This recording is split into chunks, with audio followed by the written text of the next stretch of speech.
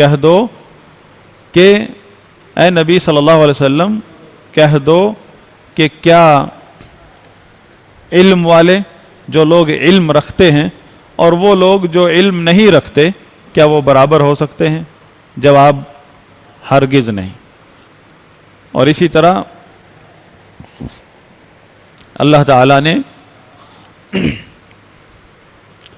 علم والوں کو تمام اہل ایمان پر فضیلت دی ہے۔ انما یخشی اللہ من عبادہ العلماء، یعنی اللہ کی خشیت جو کہ اصل میں اللہ کی معرفت سے پیدا ہوتی ہے، وہ صرف وہی لوگ رکھتے، انہی لوگوں کے پاس ہے اللہ کی خشیت، اللہ کا خوف، جو کہ خاص قسم کی عبادت ہے، دل کا عمل ہے۔ یہ عمل وہی لوگ کر سکتے ہیں جو اللہ کے بندوں میں علم والے ہیں۔ اب میرے قابل احترام بھائیوں، علم کے وسائل بہت سارے ہیں ہمارے پاس، بازار سے کتاب خرید لیتے ہیں، یوٹیوب کھول لیں، ہر آدمی قرآن و حدیث ہی بیان کر رہا ہے، لیکن کیا ہر علم نافع ہے؟ ہرگز نہیں۔ یہ علم کبھی بھی کسی کو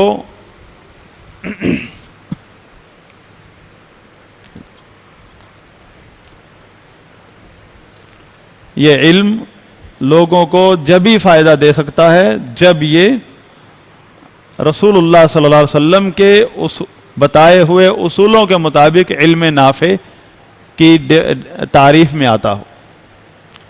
اب نبی صلی اللہ علیہ وسلم تو خود بذات خود یہ سوال کیا کرتے تھے اللہ سے کہ اللہ ایسا علم عطا فرما جو نفع دے، تو پتہ چلا کہ نبی صلی اللہ علیہ وسلم سے جو علم ہم حاصل کریں گے، نبی علیہ الصلوۃ والسلام سے جو علم حاصل کریں گے، وہ لا محالہ ہر حال میں 100% وہ علم نافع ہے۔ یعنی جس علم کی سند رسول اللہ صلی اللہ علیہ وسلم تک پہنچتی ہے وہ علم نافع ہے، وذات خود وہ علم نافع ہے۔ اب آگے وہ ہمیں فائدہ، ہمارے لیے وہ فائدہ مند ہے یا نہیں، اس کے لیے دوسری شرائط ہیں تاکہ وہ ہمیں بھی فائدہ دے۔ اور بعض اوقات لوگ اپنے دھیان میں، خیال میں بڑا علم حاصل کر رہے ہوتے ہیں، وہ بنیادی طور پر ہی ان کے لیے فائدہ مند نہیں ہوتا، کیونکہ اس کی سند رسول اللہ صلی اللہ علیہ وسلم تک نہیں جا رہی۔ اب لوگ سمجھتے ہیں کہ ہم نے تو قرآن رکھا ہوا ترجمہ تفسیر ہمارے پاس ہے، چاہے وہ تفسیر ائمہ اہل سنت کی ہے، امام ابن کثیر، تفسیر سعدی، علماء ائمہ اہل سنت کی تفسیر ہے، علم ہے، وہ ذخیرہ علم ہے، علماء سنت، علماء حدیث کی کتابیں موجود ہیں۔ لوگ سمجھتے ہیں ہمیں تو فائدہ ہو رہا ہے۔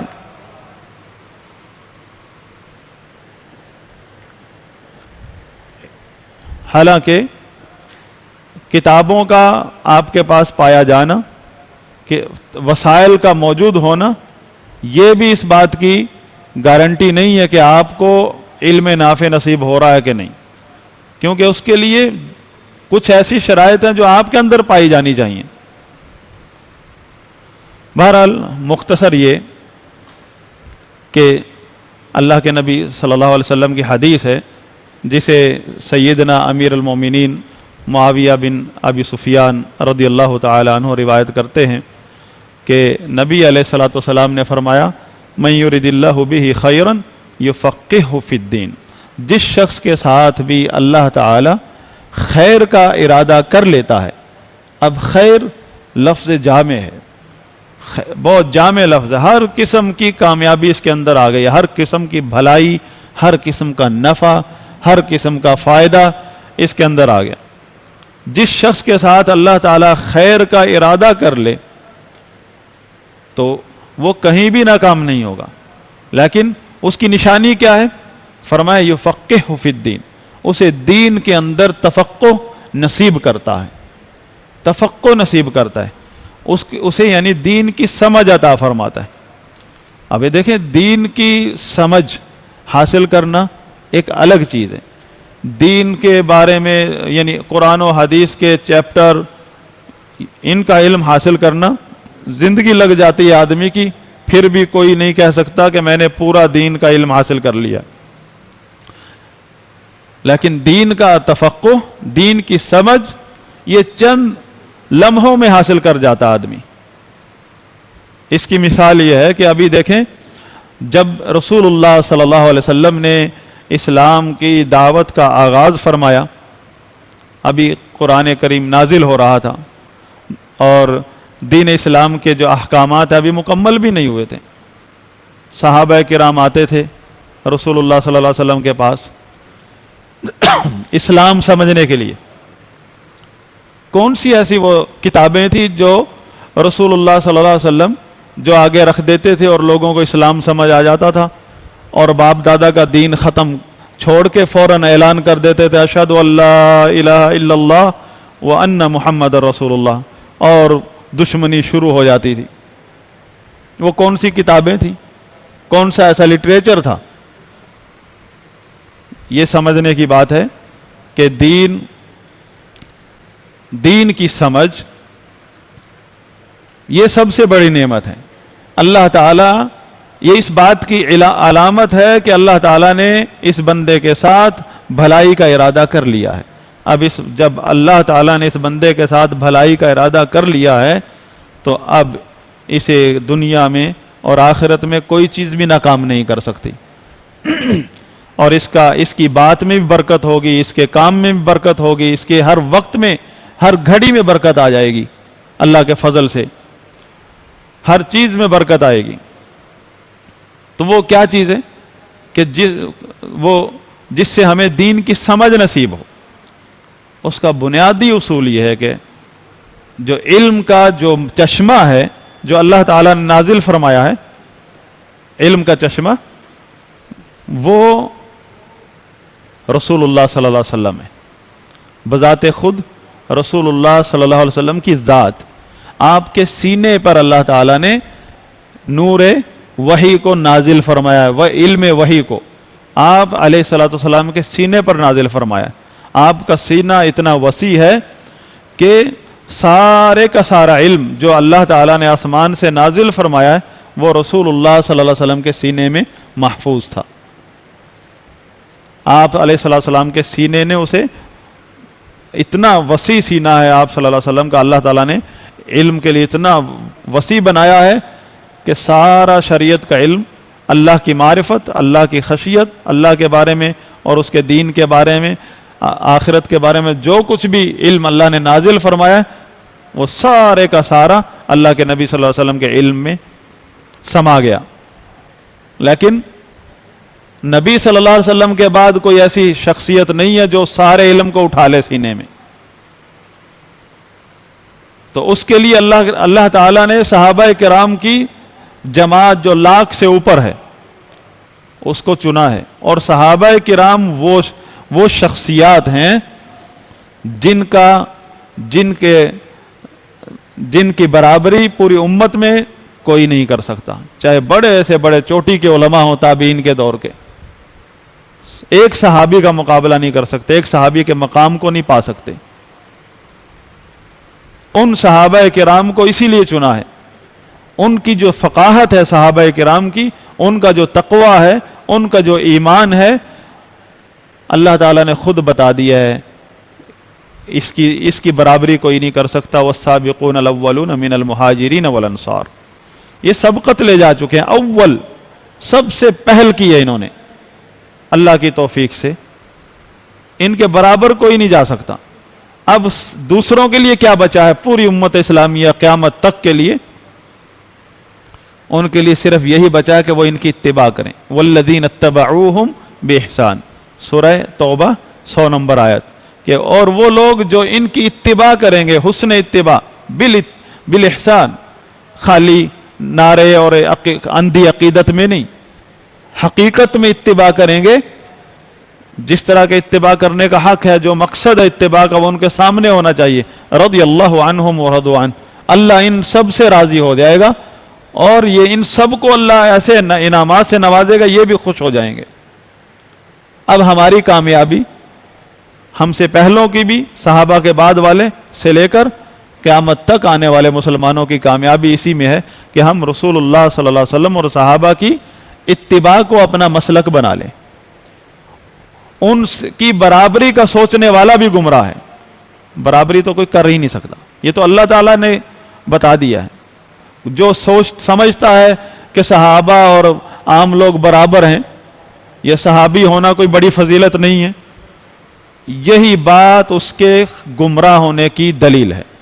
اب چاہے وہ آسمان میں ہوا میں مسلح پھینک کے بچھا کے کرامت دکھا دے, وہ اس امت کا گمراہ ترین شخص ہے. چاہے وہ آپ کو چلتے پانی پر نماز پڑھ کر دکھا دے, اس دھوکے میں نہ جائیں, وہ گمراہ ترین ہے. کیونکہ صحابہ کا اللہ تعالیٰ نے الگ ہی معیار رکھا ہے. یہ تو قرآن پڑھے, جس نے قرآن سمجھا ہے وہ صحابہ کا مقام سمجھتا ہے, اور جس نے ویسے ہی, کیونکہ جتنے بھی گمراہ لوگ ہیں, میں نے عرض کیا کہ ہم جب یوٹیوب کھولتے ہیں, کتابوں کی مارکیٹ میں جاتے ہیں, ہر جگہ قرآن فہمی قرآن فہمی قرآن فہمی کے لیبل لگے ہوئے ہیں, جبکہ قرآن فہمی, اگر قرآن فہمی میں, قرآن کے سمجھنے میں جو شخص واقعی میں سچا ہے تو وہ صحابہ کرام کا متبع بنے گا. صحابہ کرام کے بارے میں سوچ بھی نہیں سکتا ہے کہ کسی قسم کی گستاخی. اور علم نافع جو رسول اللہ صلی اللہ علیہ وسلم کے سینے پہ اللہ تعالیٰ نے نازل فرمایا, اس کے راوی صحابہ کرام ہیں. اس علم کو آگے منتقل کرنے والے صحابہ کرام ہیں. جب اس علم کے راوی ہی گمراہ ہو گئے ایک شخص کے نزدیک, تو اس کے علم میں کہاں سے نفع آئے گا, اس کے علم میں کہاں سے برکت آئے گی؟ اس کے پاس کون سا علم ہے پھر؟ اس کے پاس سوائے گمراہی کے کوئی چیز نہیں ہے. کیونکہ اس علم کی سند جو رسول اللہ صلی اللہ علیہ وسلم تک جاتی ہے, اس میں پہلا راوی وہ ہے صحابی رسول ہے. اور اللہ کے نبی صلی اللہ علیہ وسلم کا فرمان ہے انما العلم بالتعلم, کہ علم جو ہے صرف اور صرف علم کا ایک ہی راستہ ہے, وہ تعلم ہے. ڈائریکٹ کتابوں سے یا ڈائریکٹ تنہائی میں بیٹھ کر اپنے آپ سے علم نہیں آتا. اللہ کے رسول صلی اللہ علیہ وسلم پر وحی کے ذریعے اللہ تعالیٰ نے نازل فرمایا, ایک سند ہے, سلسلہ ہے, اور رسول اللہ صلی اللہ علیہ وسلم سے صحابہ کرام نے علم کو سیکھا ہے, اور صحابہ سے تابعین نے سیکھا ہے, اور پوری سند کو محفوظ کیا ہے سند کے ساتھ. اور آگے اس طرح سلسلہ چلتا آیا, تبع تابعین, ائمہ, محدثین. یہ اہل سنت کی سند ہے, یہ علم نافع کی سند ہے.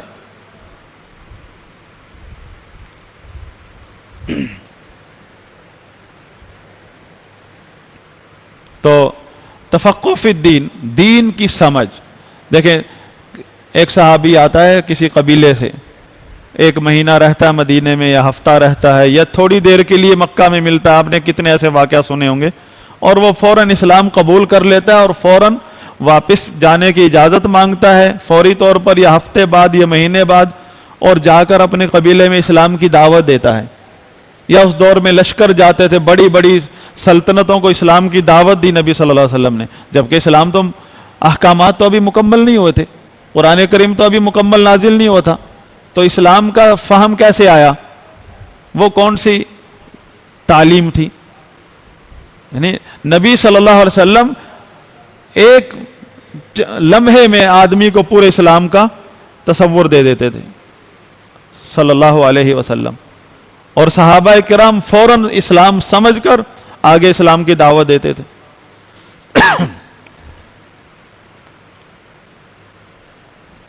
اللہ کے نبی صلی اللہ علیہ وسلم لشکر بھی بھیجتے تھے, قبائل لوگوں کو دعوت بھی دیتے تھے اسلام کی.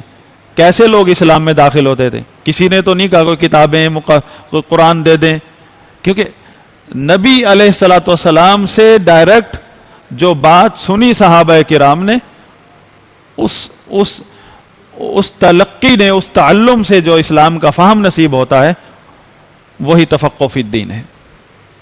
اور وہ سند کے ساتھ اہل علم کا جو فہم ہے، جو سند کے ساتھ آ رہا ہے، فہم دین، جو فہم ہے کانسیپٹ اسلام کا، جب تک آپ اسے حاصل نہیں کریں گے سند کے ساتھ، تو آپ کا جو یہ معلومات ہے، آپ کا جو مطالعہ ہے، کبھی بھی آپ کو فائدہ نہیں دے گا. کیونکہ آپ ہو سکتا پورا قرآن پڑھ لیں، پوری کتب ستہ پڑھ لیں، اور آپ اگر اس فہم تک نہیں پہنچے جو رسول اللہ صلی اللہ علیہ وسلم اور صحابہ کا ہے اس پورے اسلام کے بارے میں، یا وہ حدیث جو آپ نے آج پڑھی تھی کہیں، کوئی ایک حدیث ہو، چاہے کوئی ایک مسئلہ ہے. ہم آج اپنی محفلوں میں کتنے مسائل میں جھگڑوں میں پڑ جاتے ہیں، مناظروں میں پڑ جاتے ہیں، اور ہمارے ذہن میں کبھی یہ نہیں آتا کہ سوال، یہ مسئلہ نبی صلی اللہ علیہ وسلم کے سامنے بھی تو پیش ہوا ہوگا، صحابہ کے دور میں بھی تو یہ مسئلہ پیش آیا ہوگا، چاہے وہ دجال کا ہے، خلافت کا ہے، یا کہ عذاب قبر کا مسئلہ ہے. ان کا کیا عقیدہ تھا؟ نہیں، ہر آدمی کہتا نہیں دکھاؤ، وہ لائن دکھاؤ کہاں لکھی ہوئی ہے. کوئی یہ سوال نہیں کرتا کہ صحابہ کا عقیدہ کیا تھا اس بارے میں. یہی جو غفلت جو ہے، یہی جو غفلت ہمارے اندر آ چکی ہے، یہی چیز ہمیں بہت دور لے جاتی ہے.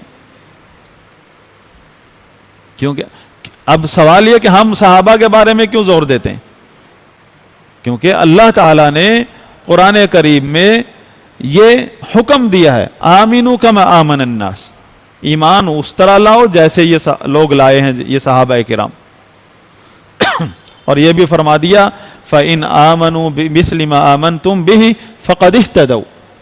اگر یہ لوگ جتنے بھی ایمان کے دعوے دار ہیں، یہ اس طرح ایمان لے آئیں جس طرح تم لائے ہو. کنہیں مخاطب کیا؟ رسول اللہ صلی اللہ علیہ وسلم اور صحابہ. جمع کا صیغہ ہے، جیسے تم ایمان لائے ہو. یہ نہیں کہا جیسے آپ اے نبی علیہ السلام جیسے آپ ایمان لائے ہیں، یہ فرمایا جیسے تم لوگ ایمان لائے ہو، نبی صلی اللہ علیہ وسلم اور صحابہ. این وہی کنسپٹ جو اس حدیث میں ما انا علیہ واصحابی، کہ نبی صلی اللہ علیہ وسلم سے پوچھا گیا کہ وہ کامیاب گروہ اور فرقہ وہ کون سا ہے جو جنت میں جائے گا، باقی آپ نے فرمایا سب جہنم میں جائیں گے.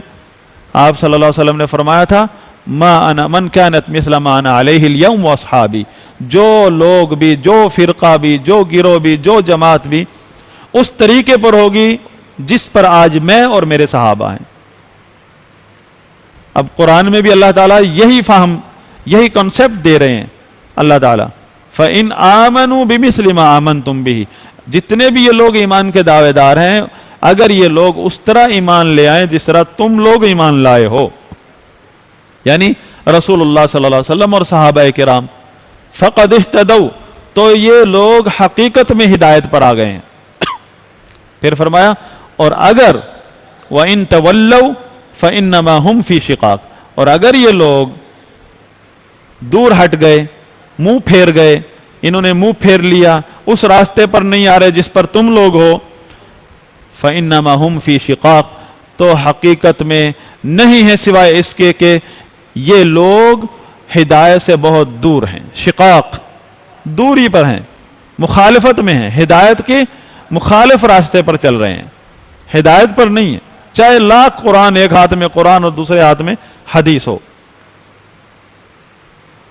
اس کی بڑی مثالیں ہیں کہ بہت سارے لوگ دعوت دیتے ہیں قرآن اور حدیث سے کی اتباع کی، اور قرآن و حدیث کی اتباع، قرآن و حدیث دکھا کر بھی گمراہ ہوتے ہیں، قرآن و حدیث کے دلائل دکھاتے ہوئے بھی پھر بھی گمراہ ہوتے ہیں، کیونکہ انہوں نے قرآن و حدیث کو اس منہج کے مطابق نہیں سمجھا، اس فہم سے نہیں لیا جس پر رسول اللہ صلی اللہ علیہ وسلم اور صحابہ ہیں. بھئی عقیدہ کہاں سے آیا؟ جو مسئلہ بھی ہے دین کا، عقیدے کا، وہ کہاں سے آیا ہے ہمارے پاس؟ رسول اللہ صلی اللہ علیہ وسلم سے آیا نا. تو اب پہلے اپنا کنسپٹ درست کیجئے، اپنا منہج درست کیجئے کہ علم آئے گا کہاں سے، کتابوں سے یا سند کے ساتھ علماء سے. اور سند رسول اللہ صلی اللہ علیہ وسلم تک پہنچے گی تو علماء کی بات بھی مانی جائے گی. کوئی بھی عالم ہے جو آپ کو علم دیتا ہے، کوئی بھی وہ کنسپٹ دیتا ہے، عقیدہ سکھاتا ہے، منہج سکھاتا ہے، نظریہ بتاتا ہے، یا کسی نظریے کی مخالفت کرتا ہے تو اس کی سند ہونی چاہیے. کیا وہ اور سند کہاں سند کا مطالبہ یعنی سند کہاں تک پہنچنی چاہیے؟ رسول اللہ صلی اللہ علیہ وسلم اور صحابہ کرام. آپ دیکھ لیں صحابہ کرام کے بعد جتنے بھی اہل ایمان ہیں ان کو تابعین کہا گیا ہے، اور جنہوں نے ان کی اتباع کی. اور اسی دور میں جن لوگوں نے صحابہ سے مخالفت کی، نہ تو نماز کے طریقے میں مخالفت کی، نہ کوئی فقہ بنائی الگ، نہ کوئی فرقہ بنایا الگ، لیکن صرف چند قرآن کی آیات یا چند سیاسی مسائل میں. آپ تعجب کریں گے کہ ہمارے ہاں سمجھتے ہیں سیاست میں مسئلہ نہیں، اپنی اپنی مرضی سے چلو. سب سے پہلا فرقہ امت اسلامیہ کے اندر، سب سے پہلا فتنہ اور سب سے پہلی گمراہی، اس کا آغاز کس بیس پر ہوا؟ سیاسی انتشار، سیاسی اختلاف صحابہ کرام سے کیا گیا. کرسی کے معاملے، سیاست کے معاملے یعنی گورنمنٹ کے معاملات میں. اور ان کا نام کیا رکھا گیا؟ اہل تشیع. اور انہی میں سے پھر دوسرا فرقہ جن کو اللہ کے نبی نے لقب دیا ہے، ان کی صفت بتائی کہ جہنمیوں کے کتے ہیں، خوارج کا فرقہ بھی انہی میں سے نکلا، اہل تشیع میں سے. اور اس کا سبب کیا تھا؟ صحابہ کرام کے ساتھ مخالفت، صحابہ کرام کے ساتھ الجھنا. یعنی جو کنسپٹ صحابہ دے رہے ہیں، جس بات پر صحابہ متفق ہیں، انہوں نے اس چیز کی مخالفت شروع کی. اسی لیے ہم عرض کرتے ہیں علم چاہے تھوڑا کیوں نہ ہو لیکن راستہ اپنا سیدھا کر لو. یہی سب سے بڑا علم ہے کہ آپ راستہ سیدھا کرو. راستہ سیدھا کون سا ہے؟ ما انا علیہ واصحابی، جس راستے پر رسول اللہ صلی اللہ علیہ وسلم اور صحابہ ہیں. پھر آپ ایک حدیث بھی سنیں گے وہ بھی آپ کے لیے علم نافع بن جائے گا. ایک مسئلہ یاد کریں گے، سنیں گے کسی تقریر میں، خطبے میں، کسی درس میں، وہ آپ کے لیے علم نافع بن جائے گا.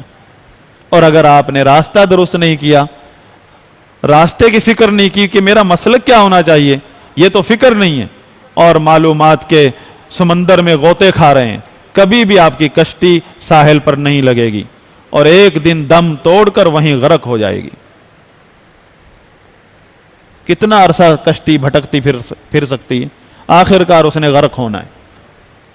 صرف وہی کشتی بچے گی جو ساحل تک پہنچ گئی، اور وہ ایک ہی کشتی ہے جو ما انا علیہ واصحابی، یعنی رسول اللہ صلی اللہ علیہ وسلم اور صحابہ کا راستہ. اور یہ اسی راستے پر آپ کو علم نافع نصیب ہوگا. ورنہ اس سے نہ گھبرائیے کہ علم تھوڑا ہے، میرے پاس علم زیادہ نہیں ہے، میں عالم نہیں. کتنے بڑے بڑے علماء سے وہ لوگ افضل ہیں جنہیں منہج صحیح عقیدے کا پتہ ہے، توحید کا پتہ ہے، سنت کا پتہ ہے، اس راستے کا پتہ ہے جس پر رسول اللہ صلی اللہ علیہ وسلم اور صحابہ ہیں. اگرچہ ان پڑھ ہیں، انگوٹھا چھاپ ہیں، بڑے بڑے حضرات مفتیان کرام اور مولانا علماء کرام سے افضل ہیں، کیونکہ وہ بھٹک چکے ہیں، راستہ انہیں نہیں پتا. اگرچہ اہل سنت کے نام کے سائن بورڈ لگا لیے لوگوں نے، یہ لیبل تو کام نہیں آئیں گے جب تک ہم اس راستے پر نہیں چلیں گے. تو بات یہ تھی کہ دین کی سمجھ یہ جس بندے کو بھی اللہ تعالیٰ عطا کر دے، یہ اس بات کی علامت ہے کہ اللہ تعالیٰ اس بندے کے ساتھ بھلائی کا ارادہ کر چکا ہے. اور جو اللہ تعالیٰ ارادہ کر لے جس چیز کا، وہ ہو کر رہتی ہے. اللہ تعالیٰ کے دو قسم کے ارادے ہیں، ارادہ کونیہ، ارادہ شرعیہ. یہ پوائنٹ دیکھیں، آپ کاپی قلم لائیں نا تو اس طرح کی چیزیں نوٹ کر لیا کریں، کیونکہ بعض اوقات سرسری گزرنا پڑتا ہے، آپ بعد میں پوچھ سکتے ہیں. اللہ تعالیٰ کے دو قسم کے ارادے ہیں، ایک ارادہ شرعیہ، ارادہ کونیہ. یہ کسی اور وقت میں آپ مجھ سے پوچھیں، پہلے کلاسز میں اس کی تفصیل ہو چکی ہے. یہ ایسی چابیاں ہیں، ایسے پوائنٹس ہیں، اگر آپ مزید اس میں جب سوال کریں گے، علم حاصل کریں گے، آپ کو ایسی روحانی طاقت، ایمانی طاقت ملے گی اور علمی طاقت ملے گی کہ آپ کو اپنی زندگی سے لطف آئے گا، جو مسلمان والی زندگی. اور یہ وہ چیزیں ہیں جو ہم جیسے طالب علم 10 سال تک بھی لگے رہے، ہمیں آخری سالوں میں ملی. اور ہم شروع میں لوگوں کو پڑھاتے ہیں، ہم لوگوں کو شروع میں پڑھاتے ہیں، ہمیں یہ 20 سال لگا کر ملی، ہم شروع سے آغاز ہی یہیں سے کرتے ہیں۔ لیکن بس یہ اللہ سے دعا کرتے ہیں کہ اللہ تعالی ہم سب کے دل میں علم کا مقام پیدا کر دے، کیونکہ علم کی اہمیت نہیں ہوگی، علم کا مقام کیا ہے یہ سامنے نہیں ہوگا تو ہمیں اندازہ نہیں کہ یہاں بیٹھنے کا کتنا فائدہ ہے۔ مسجد میں بیٹھ کر یا کسی بھی جگہ پر بیٹھ کر اہل علم یا علمی مجلس میں علم حاصل کرنا، چاہے ایک بات کا علم ہو، اس کا کتنا فائدہ، اجر و ثواب الگ، فائدہ الگ۔ دو بھائی تھے، ایک بھائی نبی صلی اللہ علیہ وسلم کے دور میں، ایک بھائی مسجد نبوی میں بیٹھ کے علم حاصل کیا کرتا تھا اور دوسرا بھائی محنت مزدوری کرتا تھا۔ ایک دن اس نے شکوہ کیا کہ میں تو محنت مزدوری کرتا ہوں اور اسی گھر میں یہ بھی کھاتا پیتا ہے، میں محنت مزدوری کرتا ہوں اور یہ سارا دن پڑھنے میں لگا رہتا ہے، یہ کبھی بھی ہاتھ نہیں بٹاتا۔ تو اللہ کے نبی صلی اللہ علیہ وسلم نے اس پڑھنے والے کو نہیں ڈانٹا کہ آپ کچھ تو ٹائم نکالا کریں، ان کی بھی ہیلپ کریں، بلکہ اسے سمجھایا کہ عین ممکن ہے، ہو سکتا ہے جو آپ کے رزق میں برکت ہے وہ اس کے پڑھنے کی وجہ سے آ رہی ہو، جو آپ کے گھر میں رزق آ رہا ہے وہ اس کی وجہ سے آ رہا ہو۔ تو یہ ٹائم انشاءاللہ جو ہم لگاتے ہیں، اللہ سے دعا بھی کرتے ہیں اور ہمیں امید بھی ہے کہ یہ ضائع نہیں جائے گا۔ اس کی برکت ہمارے جو ہم کام کر رہے ہیں، جو محنت مزدوری کرتے ہیں یا جاب ہے جو ذریعہ معاش، اس میں ضرور اثر پائیں گے ہم انشاءاللہ۔